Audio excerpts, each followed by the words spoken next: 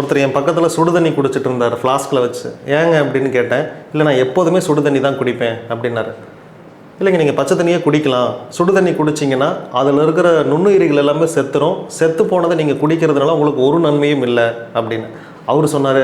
அப்படின்லாம் இல்லை, உங்களுக்கு காய்ச்சல் வந்தால் டாக்டர் என்ன தண்ணி குடிக்க சொல்கிறாரு? சுடு தண்ணி தான் குடிக்க சொல்கிறாரு. அப்போ புரிஞ்சுக்குங்க, சுடு தண்ணி குடிச்சுக்கிட்ட தான் உங்களுக்கு வியாதி நின்றுச்சு. அப்போ சுடு தண்ணி குடித்தாதான் உங்கள் உடல் ஆரோக்கியமாக இருக்கும் அப்படின்னாரு. நான் சொன்னேன், உங்களுக்கு காய்ச்சல் வந்தப்போ உங்கள் உடம்பு டெம்பரேச்சர் அதிகமாக இருந்துச்சு. இந்த உடம்புக்கு எப்படின்னா, இந்த உடம்புக்குள்ளே நீங்கள் என்ன கொடுக்குறீங்களோ அதுக்கு ஆப்போசிட்டாக அது செயல்படும். உதாரணமுக்கு நீங்கள் ஐஸ்கிரீம் சாப்பிட்டீங்க அப்படின்னா, ஐஸ்கிரீம் ரொம்ப கோல்டு, அதை சாப்பிட்டீங்க அப்படின்னா உங்களுக்கு சளி பிடிச்சிக்கும், காய்ச்சல் வந்துடும். உள்ள நீங்கள் ஹீட்டை கொடுத்தீங்க அப்படின்னா அது குளிர்ச்சியை வெளியே கொண்டு வரும். இது புரிஞ்சுக்கணும். அப்படின்னா இப்போ வெளியே ஃபுல்லாக வெயில் அடிச்சுட்டு இருக்குது, பயங்கரமான வெயில். நான் போய் வெயிலில் நின்னேன்னா இந்த வியர்வை சுரப்பைகள் இருந்துலாம் நீர் சுரந்து என் உடம்பு குளிர்ச்சி ஆயிரும். சரி, ஏசி இங்கே காஷ்மீர் போகிறேன் அப்படின்னு குளிர்ச்சியான இடத்துல போய் நான் நின்றுட்டுனா கதன்னு என் உடம்பு ஹீட் ஆக ஆரம்பிக்கும். இப்படி தான் இந்த உடம்பு வேலை செய்யுது. இது வெளியே இருக்கக்கூடிய சீதோசனைக்கு தகுந்த மாதிரி தன்னை மாற்றிக்கும். இது ஒரு ஏர் கண்டிஷனர். அதே மாதிரி இப்போ ஊசி போடுறீங்க, பின்னாடி ஊசி போடுறீங்க, மருந்து கட்டி ஆயிடுச்சு. டாக்டர் என்ன பண்ணுவாங்க? ஹீட் பண்ணவா சொல்லுவாங்க, ஐஸ் கட்டி வைக்க சொல்லுவாங்க.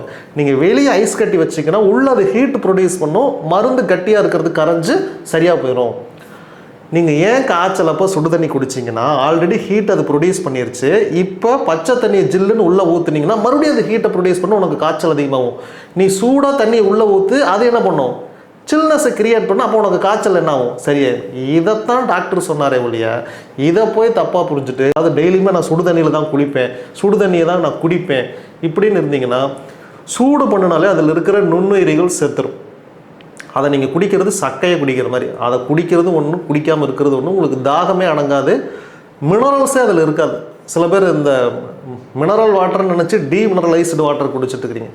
முதல்ல தண்ணியை பானையில் ஊற்றணும், அதுக்கு முன்னாடி செப்பு பாத்திரத்தில் ஊற்றணும். செப்பு பாத்திரத்தில் ஊற்றி அதுக்கப்புறம் பானையில் ஊற்றி அது அமைதியாக இருக்கணும். கிட்டத்தட்ட தண்ணியில் எந்த சலசலப்புமே ஏற்படக்கூடாது. அதில் மேலே அழுங்காப்பில் மண்டு அதை தான் குடிக்கணும். பைப்பு வச்சு துரத்துறலாம் குடிக்கக்கூடாது. இந்த மாதிரி தான் தண்ணியே குடிக்கணும். நீங்கள் ஹாஸ்பிட்டலில் வேலை செய்கிறீங்க, போலீஸ் ஸ்டேஷனில் வேலை செய்கிறீங்க, கோர்ட்டில் வேலை செய்கிறீங்க அப்படின்னா அங்கே உங்களுக்குன்னு தண்ணி வச்சுருப்பாங்க இல்லைங்களா, அந்த தண்ணியை குடிக்காதீங்க. எல்லாரும் உபயோகப்படுத்துகிற அந்த காமன் வாட்டரை நீங்கள் உபயோகப்படுத்தாதீங்க. நீங்கள் செல்ஃபாக வீட்டிலேருந்து வாட்டர் கேன் தண்ணி கொண்டு போய் அதிலிருந்து குடிங்க. ஏன் அப்படின்னா தண்ணிக்கு சுற்றி இருக்கிற சூழ்நிலைகளை அப்சர்வ் பண்ணி தனக்குள்ளே வைக்கிறத சக்தி தண்ணிக்கு இருக்குது. நீங்கள் ஒரு வியாதியாக இருக்கிற ஹாஸ்பிட்டலுக்கு போய் அங்கே தண்ணியை மட்டும் குடிச்சிங்கன்னா அங்கே எல்லாம் அழுவான்.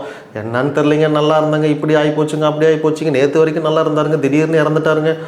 அவன் புலம்புன எல்லா வார்த்தைகளும் கிரகிச்சு வச்சுருக்கும் அந்த தண்ணி. அதை போய் குடிச்சிங்க அப்படின்னா நிச்சயமாக உங்களுக்கு உடலுக்கு கேட்டுதான். போலீஸ் ஸ்டேஷனுக்கு யார் வருவான்னா, பஞ்சாயத்து இருக்கிறவன் தான் போலீஸ் ஸ்டேஷனுக்கே வருவான். அவன் ஆக்ரோஷமாக அப்படி பண்ணுவேன், இப்படி பண்ணுவேன், வெளியே மட்டும் நீ பாரு, போயிடுறியான்னு பார்த்துறேன், அப்படி ஆக்ரோஷமாக கத்திட்டு இருப்பான். அதுவும் அந்த தண்ணி அப்சர்வ் பண்ணி வச்சுருக்கும்.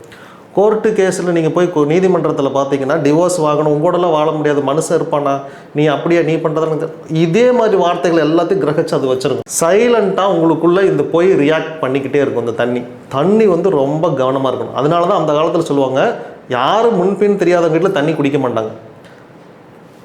இதே மாதிரி பிராமணர்களை இதை பின்பற்றுறது காரணமே அதுதான். அவங்க அதனால தான் கோயிலில் இருக்கிறதுல மட்டும்தான் குடிப்பாங்க, அவங்க வீட்டில் இருக்கிற தண்ணி மட்டும்தான் குடிப்பாங்க. வேறு எங்கே குடித்தாலும் இந்த கட்டு களைஞ்சிரும். நானே அப்படி தான். இந்த கட்டு களையாமல் பார்த்துக்கணுன்னா வெளியே எங்கேயும் சாப்பிடக்கூடாது, வெளியே எங்கேயும் தண்ணி குடிக்கக்கூடாது. நீங்கன்னு ஒரு தண்ணியை கேரி பண்ணிட்டு போய் அந்த தண்ணியை தான் நீங்கள் குடிக்கணும். இல்லைன்னா நீர்நிலைகள் இருக்கிற தண்ணியை குடிச்சிருங்க, அது ஒன்றுமே ஆகாது. இதை நீங்கள் ஃபாலோ பண்ணி பாருங்கள். நிச்சயமாக அது வரைக்கும் உங்களுக்கு ஒரு பிரச்சனை இருக்கு இல்லையா, 3 மாத காலம் இந்த வாட்டர் எக்ஸசைஸ் இதை நீங்கள் பண்ணி பாருங்கள். பண்ணி பார்த்துட்டு ரிசல்ட்டு இந்த கமெண்ட்லேயே சொல்லுங்கள். நிச்சயமாக பெட்டர் ரிசல்ட் இருக்கும். குடும்பத்தில் சண்டை வராது, சச்சரவு வராது, ஸ்ட்ரெஸ் இருக்காது. நீங்கள் பாட்டுக்கு வேலைக்கு போவீங்க, வேலை முடிஞ்சுன்னு வீட்டுக்கு வருவீங்க. வேலை பற்றின சிந்தனைகள் உங்கள் வீட்டுக்கு வரவே வராது, தொந்தரவே இருக்காது. நீங்கள் வீட்டில் நீங்கள் நார்மல் பர்சனாக நீங்கள் வாழலாம். நான் இதை தான் பண்ணுறேன், நான் நல்லா இருக்கேன், நீங்கள் இதை பண்ணுங்கள், நிச்சயமாக நீங்களும் நல்லா இருப்பீங்க.